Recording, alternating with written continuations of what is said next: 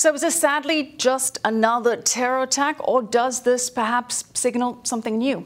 Let's ask counterterrorism expert and advisor Gadi Adelman. Gadi, thank you for being with us tonight. Gadi, unfortunately, there are always violent attacks on Israel and Israelis, but there is typically an uptick ahead of the elections. Is this perhaps what we're seeing this time?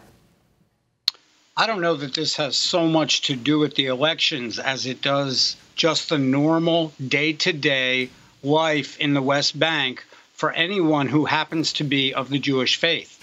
I don't really, this may have been an opportunity. Originally, it had come out that it was a kidnapping attempt that went bad. Well, since then, sources in the Israeli military have said today that his murder was unlikely to have been a failed kidnapping. He was not wearing a uniform at the time, and he was found, as you pointed out in your report, on the side of the road. Gadi, Palestinian terrorist factions, of course, as we've mentioned, have been applauding this brutal murder. Hamas has called on the Palestinian Authority, which so far has not condemned this murder, but Hamas is telling the PA to stop security coordination with the IDF in the West Bank and to side with the Palestinians. Well, firstly, how much security cooperation does the PA provide anyway? How much of a genuine help are they?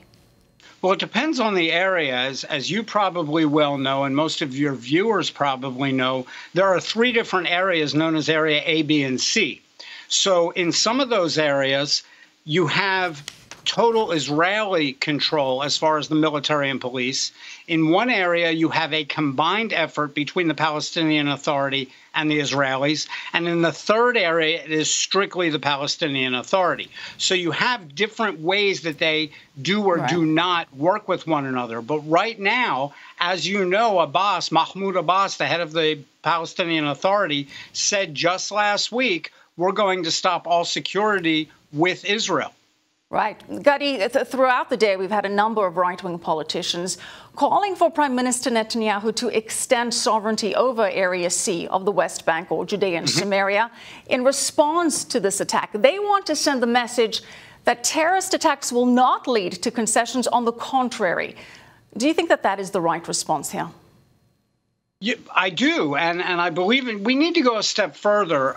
And you didn't mention this in your report, and people need to understand the last 5 terror attacks in Judea and Samaria, the last 5, every one of those terrorist murderers managed to escape.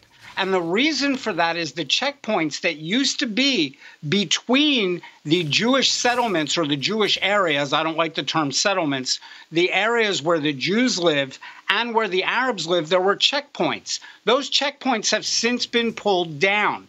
This can be alleviated by putting those checkpoints back. And this is coming. Yossi Dagan today, the head of the Samaria region, demanded that Prime Minister Netanyahu, who is also the defense minister, restore the security checkpoints. All right, we'll discuss that more later in the show. Gadi, thank you so much. Gadi Adelman. Thank you.